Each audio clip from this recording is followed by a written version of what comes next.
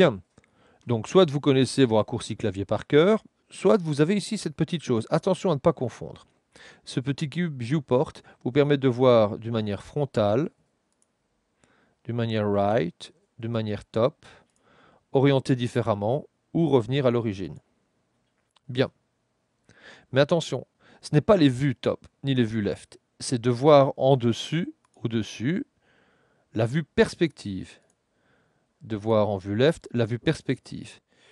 À déconseiller. Personnellement, vous allez voir que nous allons travailler avec une caméra ou autre. Laissons ça pour une orientation plus architecturale. Concernant les vues maintenant. Concernant les vues, nous avons vu que nous pouvons, viewport configuration, changer avec le layout. Vous avez d'autres choses aussi très intéressantes. Lorsque cette vue perspective vous intéresse, vous pouvez sauver votre vue. Save Active View Perspective. Et maintenant, avec le bouton du milieu, je fais peut-être un peu n'importe quoi. Voilà. View.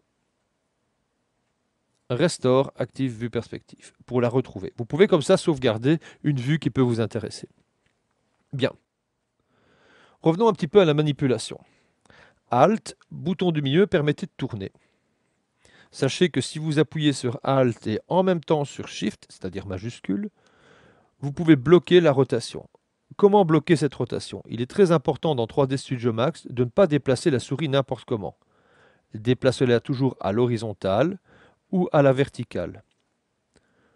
Je vais appuyer sur Alt et majuscule en même temps et je vais déplacer ma souris à l'horizontale pour obtenir une rotation horizontale.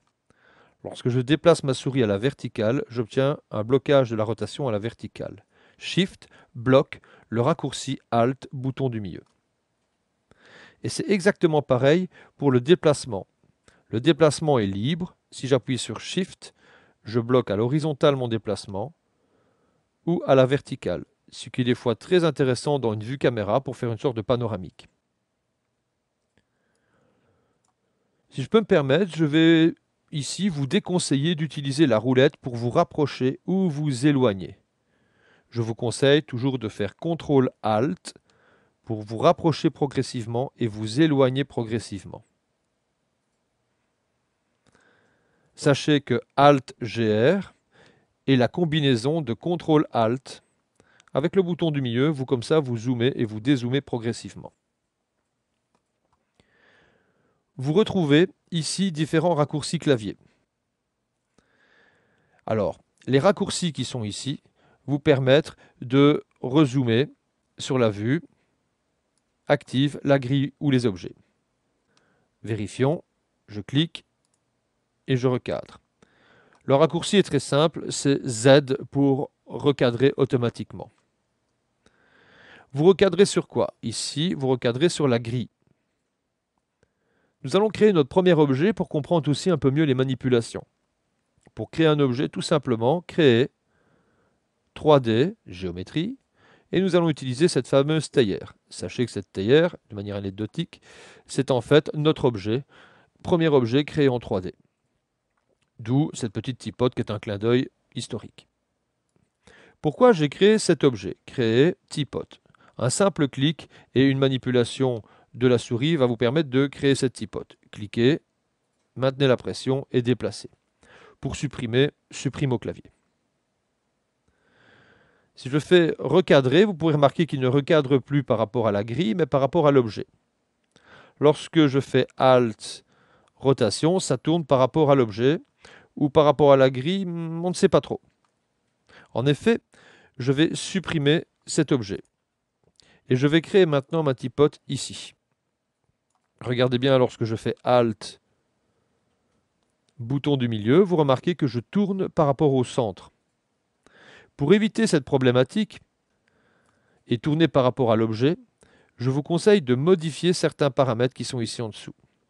Ces paramètres sont tout simplement les raccourcis iconographiques, de pouvoir zoomer ou dézoomer sur toutes les vues, de recadrer sur l'objet, de recadrer toutes les vues sur l'objet. Mais nous allons voir en fait les raccourcis clavier beaucoup plus simples. Z permettant de recadrer sur tout. Le seul problématique que nous avons ici, c'est celle que je viens de voir auparavant, c'est-à-dire Alt, bouton du milieu, et nous remarquons que la rotation se fait par rapport à l'objet ou par rapport à la grille. Pour éviter ces soucis, vous devez choisir cette option. L'icône ici appelée Orbit est assez intéressant. Il vous permet d'avoir des poignées de contrôle qui sont l'équivalent du Shift pour contrainte à l'horizontale ou à la verticale. Par contre, il est très intéressant lorsque vous regardez ceci. Regardez bien, je clique sur l'icône et je prends le tout dernier. J'ai plusieurs options.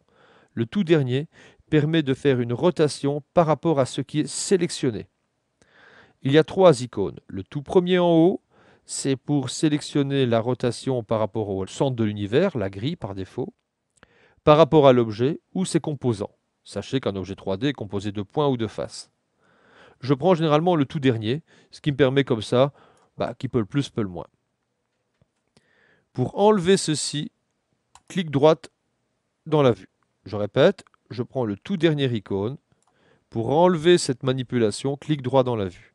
Et maintenant, je tourne automatiquement par rapport à mon objet sélectionné. La rotation est par rapport à ma sélection.